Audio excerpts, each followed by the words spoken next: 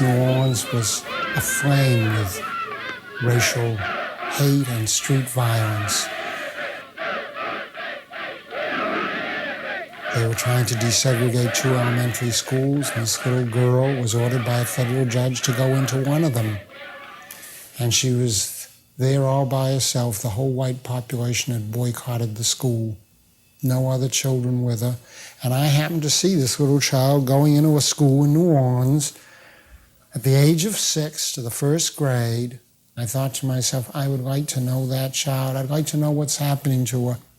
One day, having now spent months getting to know Ruby and being rather puzzled at how normal and stoic and strong she was, going through this kind of living hell. 200 people waiting at 8:30 in the morning to tell her they were going to kill her. 200 people in the afternoon telling her they were going to kill her. 25 federal marshals taking her into that building. What would you expect? You'd expect that a child going through that would pretty soon start developing symptoms and be in trouble.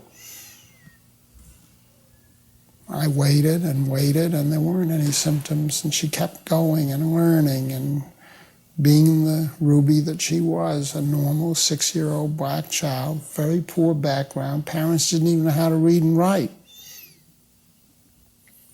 Humble people. One day her school teacher said to me, she'd been looking out of the window, and she saw Ruby yet again coming to school. This time she watched carefully, and she noticed that as Ruby was walking past this mob of heckling men and women, she stopped. And the teacher saw her lips moving. I said, Ruby, your teacher told me today that she saw you talking to those people on the street. She said to me, Doctor, I told her that I wasn't talking to the people. I said, well, who were you talking to, Ruby? She said, I told her I was talking to God.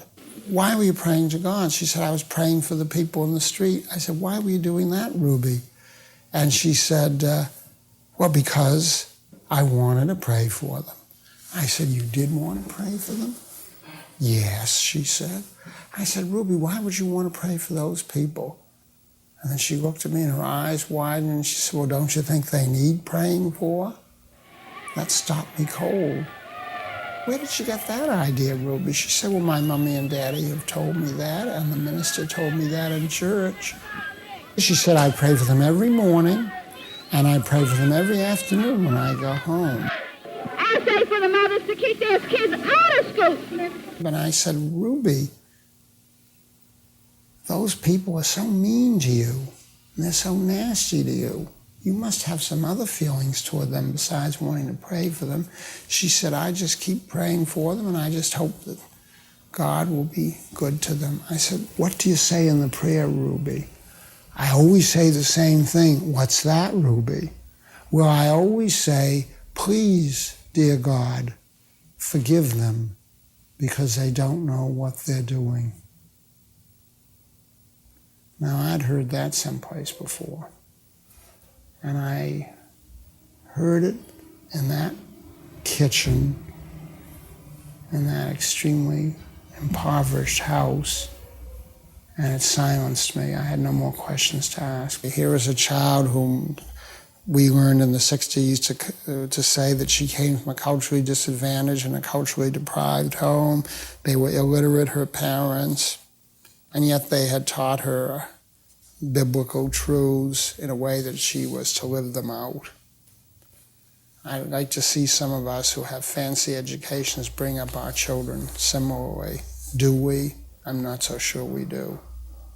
They hadn't read any of these books in childhood. They didn't know anything about this or that stage of moral or psychosexual development, but boy, they knew how to bring up a child in such a way that she could call upon the statements that Jesus called upon, and Isaiah and Jeremiah and Amos. They had memorized in their minds, in church, whole passages from the Old and New Testament, and they tried to live it out.